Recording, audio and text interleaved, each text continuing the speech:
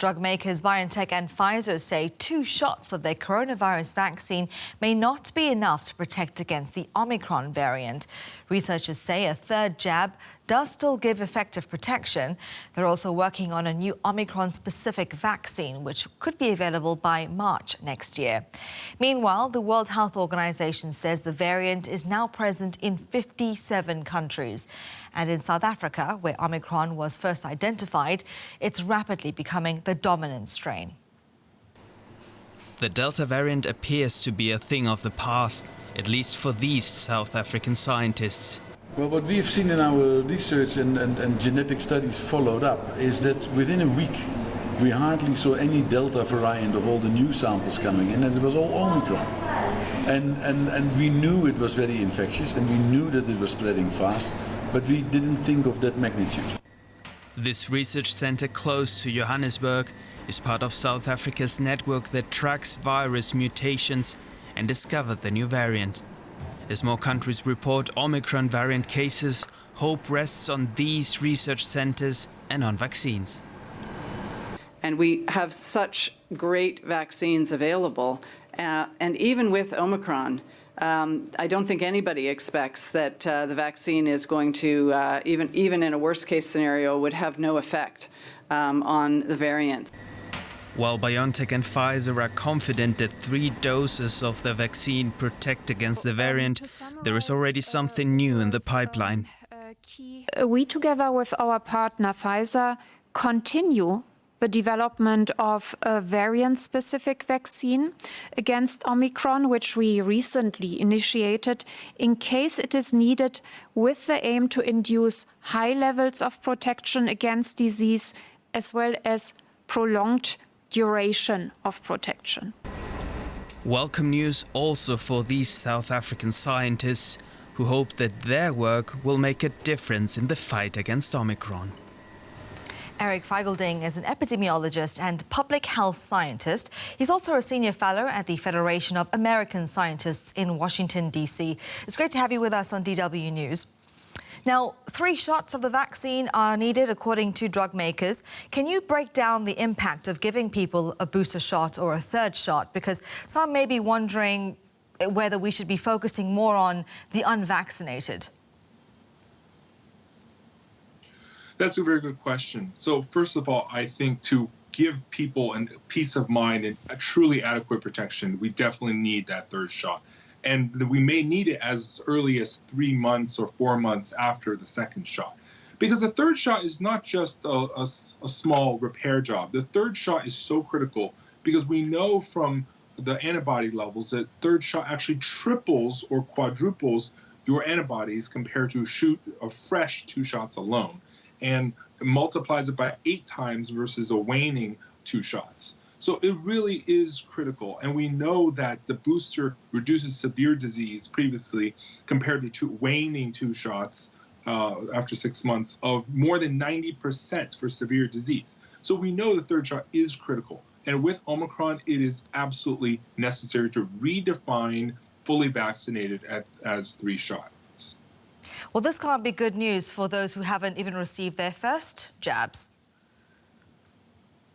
Yeah, I think that is a big problem. But I think it's not a zero-sum game. There is a lot of vaccine supply. Oftentimes, many countries, the issue is, the distribution and uptake. Like South Africa actually has enough vaccines. Right now, they're running into a hesitancy wall, not a vaccine supply wall. The rest of Sub-Saharan Africa needs more vaccines, of course. But this is why we have to do tech transfer and truly donate more vaccines to the world. But that shouldn't prohibit us from protecting those who do definitely need a 3rd shot, because 2 shots with waning is definitely not enough, especially since you have to consider that Omicron it doubles every 2 or 3 days. In UK, the doubling time is just 1.6 days for the doubling so far. And we know that the surefire way to actually kill more people is not just a severe disease, but a mild disease that actually exponentially infects more people. And that's what Omicron is. It's a 2.0 pandemic virus, and we have to take a 2.0 approach to it. So going forward, can we expect to be receiving vaccines every time we find out about a new coronavirus variant? Well, first of all, I think that the booster should protect you a lot more than 2 shots, because I think that this vaccine series really is a 3-shot vaccine that, again, it puts you at 3 times or 4 times the antibody levels of just a 2-shot alone. So hopefully that would put you, this is a different order of magnitude in terms of protection. Hopefully the 3rd shot, we should be good for at least 9 to 12 months.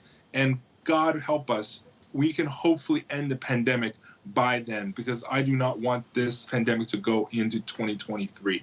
But it looks like we are definitely with us, this pandemic, for the next year. And how we aggressively act determines when the pandemic will end. And only, the loosey-goosey, blasé attitude that we've taken with many countries, this is a pandemic of failed leadership just as much as a pandemic of a virus. So we have to really be aggressive to truly stop it. All right, Eric Feigelding, thank you very much for your insights. Stay safe. Now, 4 months after the Taliban takeover, Afghanistan is facing a growing economic and humanitarian crisis, and many people are now homeless. More than half the population could go hungry this winter. The United Nations says without international support, as many as 1 million children could die. Since the Taliban seized power, everything has changed for these girls. They are now only allowed to go to school for 6 years. 11-year-old Yusra wants to become a doctor. I want to treat patients. I want to work for my country. Dreams destroyed by the Taliban. Out on the street, 8-year-old Fatima is cold and hungry. She has to earn money for her family, shining shoes. In Kabul, the queues for food aid are getting longer and longer. There are many families that they are not get food for 5 days or more than that. 95% of Afghan people nowadays, they don't have enough food to eat. Hospital wards are filled with severely malnourished children. Aid organisations have been calling for more support for the people in Afghanistan. Without it, there will be no end to the suffering here.